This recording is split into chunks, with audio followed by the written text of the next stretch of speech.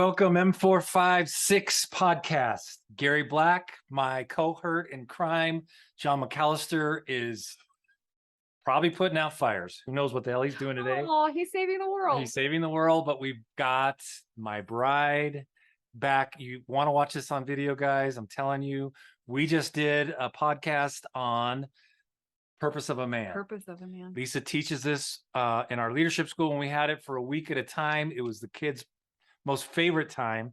Some of the girls would get upset when she would start talking about toxic masculinity versus toxic femininity, which I think there's way more of going on the planet right now, especially in America.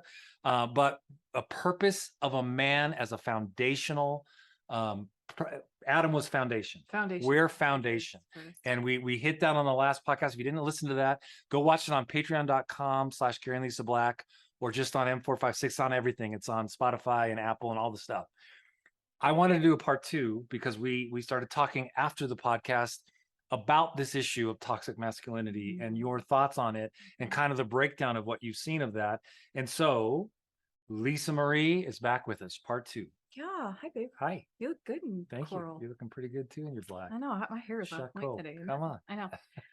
No, it was just like such a big catchphrase about 10 years ago. I think it was when we were in Spain, and even Gillette and some of the big companies were coming out with these commercials that were saying, you know, boys will be boys, and kind of really speaking down to men and presenting them as big, dumb blobs who were just recreating their big, dumb blobness to the next generation.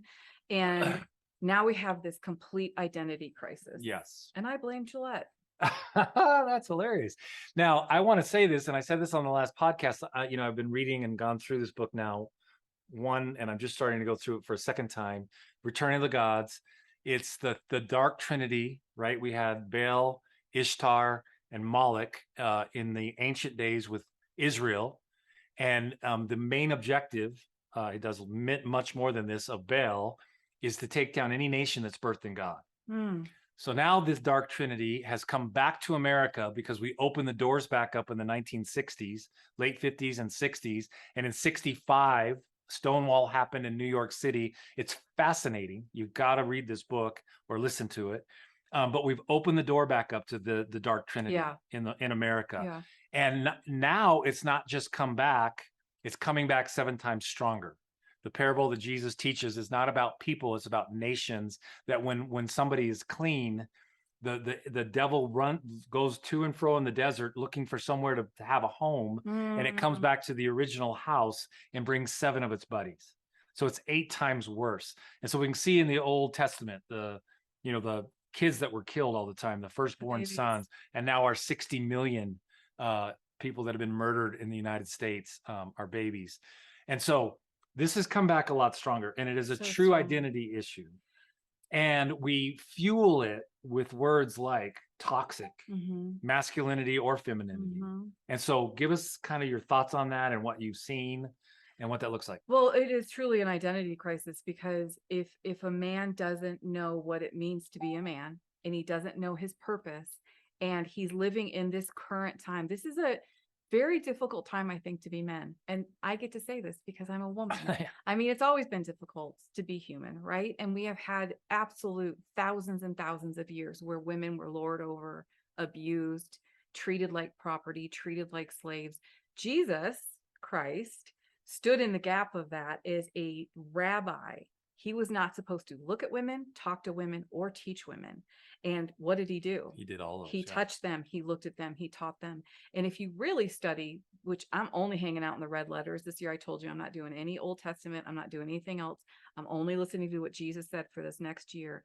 He went out of his way to see the women, and the women were the most consistent in his life. Yes. His mother, Mary Magdalene, they were there, birth, life, ministry. The women that supported I always him. think, like, Mary Magdalene, God bless her, like, she probably, Jesus is out teaching, it's 150 degrees, and she probably is the one that said, honey, I think you need to sit under this tree for a minute. Let me get you some water and a Yes. sandwich. And he was like, I need water and a sandwich. And these smelly, hairy disciples could care less that I need water. I mean, you do need some of this feminine nurturing your whole life, and we need the masculine strength. Yes. And there's nothing sexier than masculine strength. Yes. We love, what do we want? Extraction with Chris Hemsworth the other day. Yes.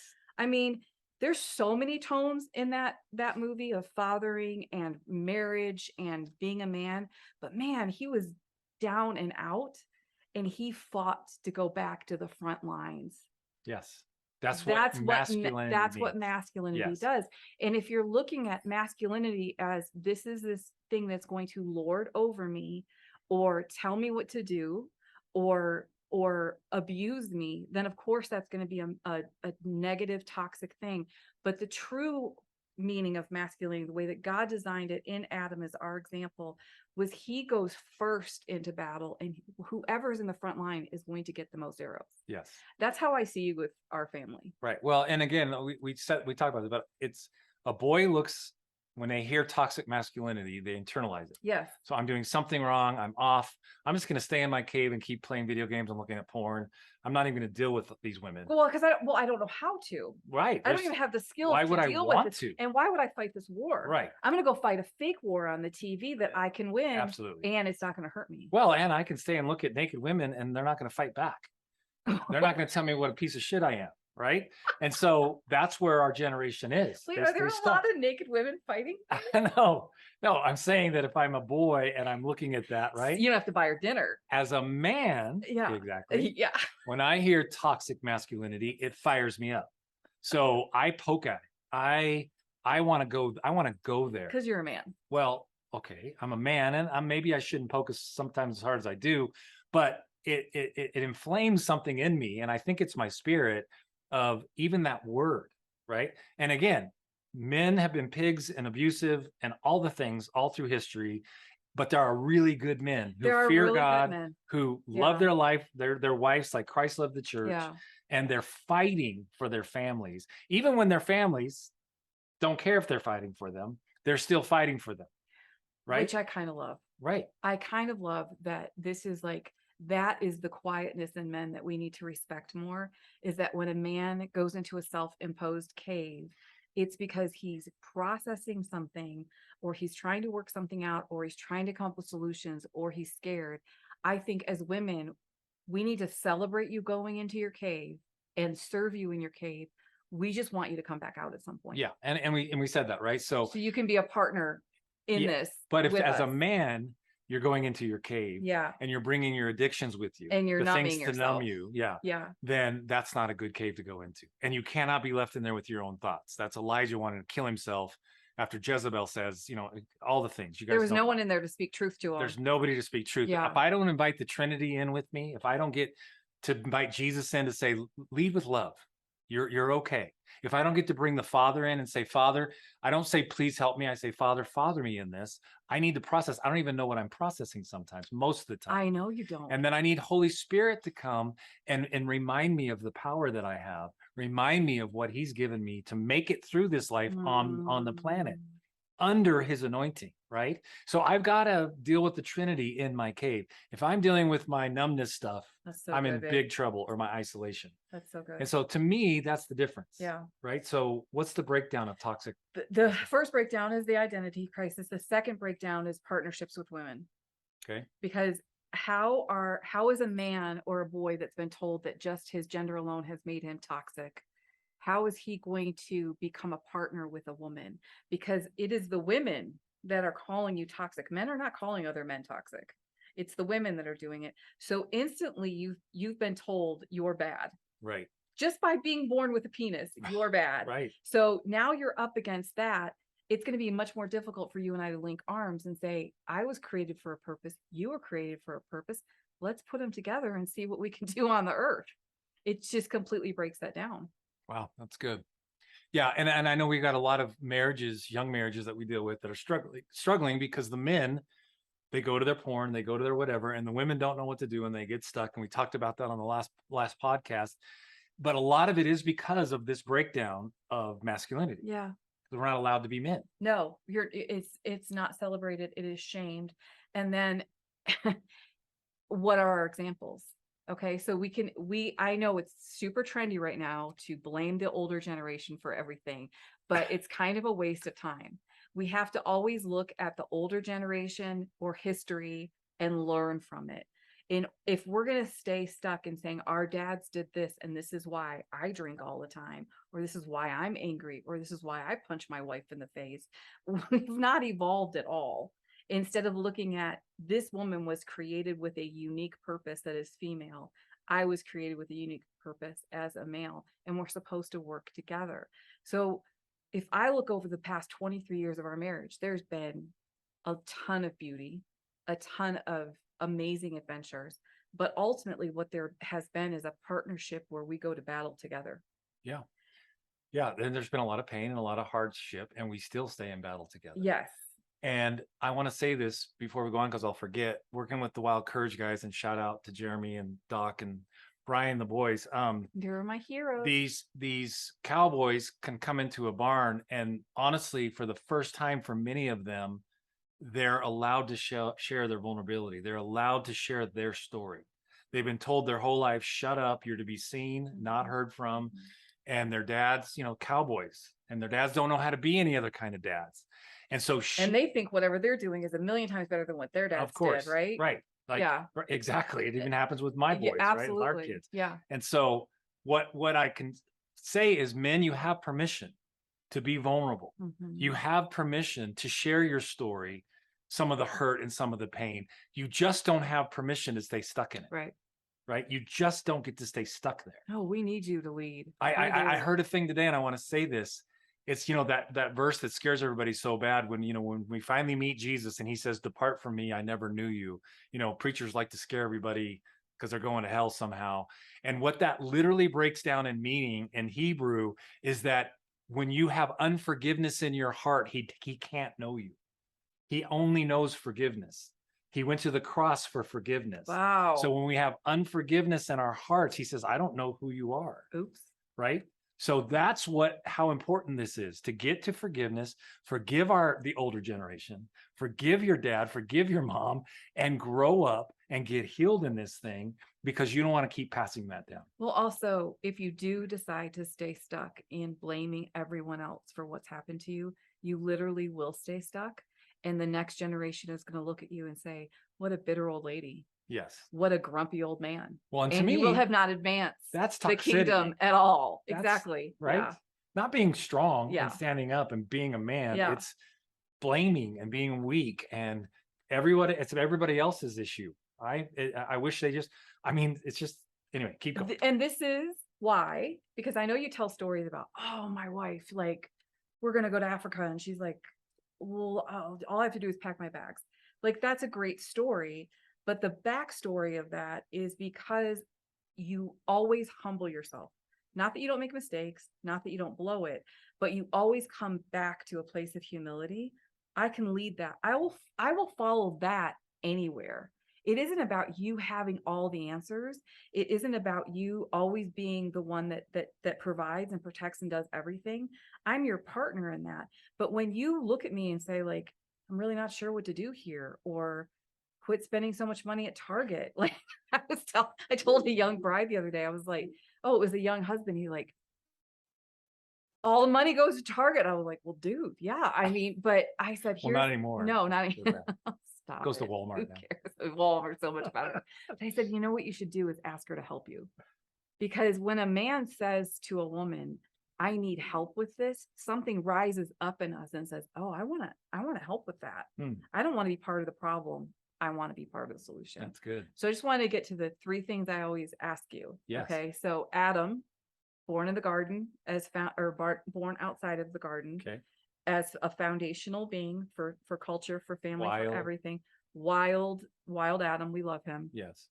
So what's the first thing God gave Adam when you read Genesis? First of all, when he made mankind, he said, we'll make them in our image, male and female, we will make them. So we were created to either be male or female. Yes. And it used to be pretty easy to understand that. Apparently it's gotten more complicated, but our doctors just used to That's say, part of the it's a returning of the boy, house. Yeah. it's a girl. Yep. But what's the first thing God gave Adam in the garden was his presence. So God gave Adam God's presence. Yes. Okay. The first thing. Yeah. Second thing God gave him was his work. And we're going to say work / purpose. Okay. So he knew, and first of all, men do need to work. Yeah. I think a man not working is dangerous for thing. all of us. Yeah. Yeah. Yeah. When you're in between projects, I'm like, oh God, give him the vision for the next one tonight while he's sleeping. And then you wake up and you have a vision like, whoop, let's go. Like until you catch your vision, I don't know how to serve your vision. Right.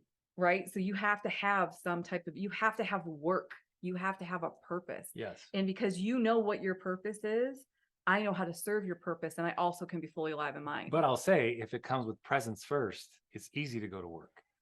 I'm working from rest. There's a reason God did things in order. Okay, Number one, presence. Number two, his work and his purpose. He told him, this is who you are. This is what I created you to do. Right. And then he gave him a woman. And the thing that I think is always interesting is, you know, we deal with a lot of singles that are like, you know, where am I supposed to find this life partner that you seem to be celebrating so much? Well, first of all, if you're in his presence and you know your purpose, you are going to attract someone who also is in his presence and knows their purpose. Wow, that's good. And you can go into a partnership with that person very quickly. If we try to skip it, like I know a lot of women that are working real hard on their face and their body and their hair, but they're not doing anything for their character. They like men that, you know, maybe read, but they don't read, or they think, you know, like this beautiful man on TV, like he's so gorgeous, but they haven't shaved their legs since November, or they haven't, you know, they don't care for their physical body. They don't eat well, or they don't, everything we do is sending a message to the opposite sex. If you're sending a message that says, I don't value me, I don't understand that God gave me his presence first, and I'm going to that first every morning, that he gave me my purpose, and then he's going to give me a partner in this. It's going to get all. And I'd say that goes both ways, doesn't it? Absolutely. So men who don't take care of themselves, who stay playing video games, who don't want to work, who stay stuck in their addictions, right? What is that going to I wouldn't want to have sex with them either, honestly. No. Right. So I don't feel super sorry for them. Okay, so you got presence, you got work purpose, and you've got then you get a woman. Then you get a woman. And I love what Valentin says, that he had to give Adam the woman after Adam named the animals, or he'd been way too distracted. Right. So okay, so you've got those three, and so what comes out of that? Life. Okay. Life and family. And God is a God of family. That's advancing the kingdom, is when a man knows his purpose, when he goes first to the present. You and I are very different. Like, you get up first thing in the morning, first thing you do is you seek the presence of the Lord. Sometimes it's when you go for a walk, sometimes it's listening to scripture, sometimes, but you do that every morning or every day. You're seeking that first. And then I don't know if you realize it, but after you have your coffee and you have that time, you're even happier to see me. Yeah, I can't wait to get you your coffee or your tea. I know. Thank you. Whatever mood I'm in. Hours later. No, just kidding. I'm not a morning person. I think morning is evil, and I think we should all stay up. My best work is 2:30 in the morning. Come on. Yeah, we're on opposite schedules. Yes. But you got it, babe. Okay. So you get presence, you get purpose, you get the woman, your partner, and then you create life. You subdue. You advance. You take the kingdom. Make the earth look like the Garden of Eden. And that's why we keep having children. Yes. That's why we keep doing what we do. And there's hope. Yes. Please don't give up hope. Like, we don't know how, I mean, we could be here for 5 more minutes. I don't know if something's not going to happen when I go to the post office right now. I don't know if something's happened in my truck, but her truck, did you catch that? My truck. Yes. But I might be here till I'm 80. I don't want to live my life like today might be the last day. I want to live my life like I have more time to figure this out, to be the best that I can be, so that I can advance that in other people. Women are not going to follow a woman who's so insecure she doesn't want to leave her house. Women are not going to follow a woman who doesn't take care of herself. Like, if you are a strong woman, you're looking for another strong woman. You want to look to someone who's gone that path before you. And if you are a boy You need to find one man that you can say, it doesn't have to be your father, but it has to be one man that's like, I've humbled myself in this, or I go to the presence of the Lord every morning first. And then I know that he's going to tell me what my work and my purpose is. And then I might have a woman in a family, but I can't mess up that order. Yeah. And Because you won't be able to lead us. I if you would don't say do that to a lot of you young guys that are killing it and crushing it in your work. And it's kind of embarrassing sometimes. Our 21-year-old, he's almost 21, gets frustrated when these guys on TikTok will say, if you're 26, you don't have 2 Lamborghinis and First of all, they're all right. They're lying. all little boys, And they're which lying. I love that. Go make the money. But if you're doing that before the presence, you're not gonna attract the right woman. Okay, You're not going to attract quality people. You're just period. not going to. You're going to attract other people that are living for the next 24 hours and their ego. So God literally laid it out to us in the first book of the Bible. Yeah. First, he says you're born in goodness. Yeah. Right? You're Genesis 1, you're good. Very good. Repenting, you're very good. When Very you good. repent, you get back to your original goodness, your original design, which is goodness. Then he says, hey, I'm going to come walk with you in the cool of the day. We're going to get into presence where you're going to get to know me. You're going to allow the Father to father you. And from that, I'm going to get my purpose. Mhm. I'm going to get why I'm on the planet. I have a lot of young people say to me all the time, I have no idea what I'm supposed to do with my life. And they want us to tell them, like, yeah, like we're supposed to create you. Right. I don't know. So then, right. You should probably ask the one that created the you. right relationships find me. Yeah. Because I'm doing the proper. I'm Yes. in goodness. I know I'm good. Yeah. I know I'm born to be loved. I know that. I know that if I get into his presence, I'm going to say, Father, what are you doing today? Let's do that. Yeah. I know I'm going to be following his lead and not having to try to fix it or make it up on my own. Like right now we're moving, there's crazy stuff going on. We're headed to Boxes Mexico everywhere. to a conference with a bunch of Gen Z, which we're excited about. But I can't make all this happen. I can't financially make it happen. I can't. And then I get manipulative and I'm trying to fix it. And God's like, stop, get into my presence. Let me lead you. You know your purpose because you're in my presence, and your woman's got your back. You've attracted the right person. So you're okay. Right. And so that's huge. That's amazing. I know. You should teach this stuff. You should listen when I teach. Okay. Anything else you want to tell us, man? No, there's so much more. Yeah, the same thing I always want to tell men. We What? need you. We want you. The earth doesn't work without you. Please don't give up. Please. If you need to go into a cave and get some healing and get some peace, do it. But please come back out, because if it's very simple, we'll wrap this up with what's happening on the earth right now. If you can castrate the men, or you can kill the men, or you can destroy the men, or you can take hope away from the men, you've taken out our first line of defense, and the enemy can get to the women and children much easier. Wow. So take it as a compliment that all hell has come against your gender, because it wouldn't come against you if we didn't so desperately need you in order for creation to function the way it's supposed to function. And the enemy has figured this out a long time ago. Genghis Khan would put the women and children of his warriors behind them, about 100 to 200 yards, and he'd tell them, if the enemy breaks through this line, they're going to rape your wives and kill your children. Or keep and them his as slaves. warriors fought even harder. If the enemy has flipped this on us, we need to flip it back. Right? We're the ones that stand on the front line. Absolutely. We're the ones that are the foundation. Let's sew up the cracks. Go to mandate456.org. Let's get on this thing. Let's start building community. Let's do some more discipleship, and let's do life together. Thanks, babe. You're freaking awesome. I know. Thanks for being my wife. You're welcome. And my friend. Nobody else getting his life. My lover. Haha. See you guys.